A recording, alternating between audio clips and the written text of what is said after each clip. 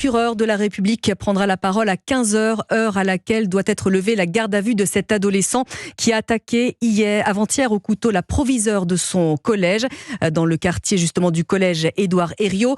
Les habitants sont choqués, mais les langues commencent à se délier. Noémie Loisel, vous êtes retournée près du collège où se tient le traditionnel marché du dimanche. Alors, les habitants sont choqués, certains se sont confiés à vous. Ils ne comprennent pas qu'un tel événement ait pu se produire dans cette école.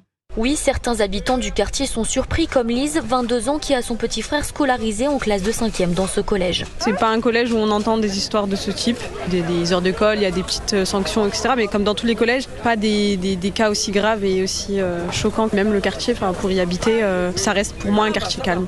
Mais pour Magali, le quartier n'est pas rassurant. Cette mère de famille a décidé d'inscrire sa fille l'année prochaine dans un autre collège. Il peut y avoir du deal, mes enfants sont quand même petits, sont influençables, donc je préfère les mettre dans un environnement plus sécurisant. On scolarise nos enfants et au quotidien, on a toujours le petit stress malgré tout. Dans cette affaire, l'adolescent de 15 ans avait déjà été renvoyé de 2 autres collèges avant d'arriver à Chenôve.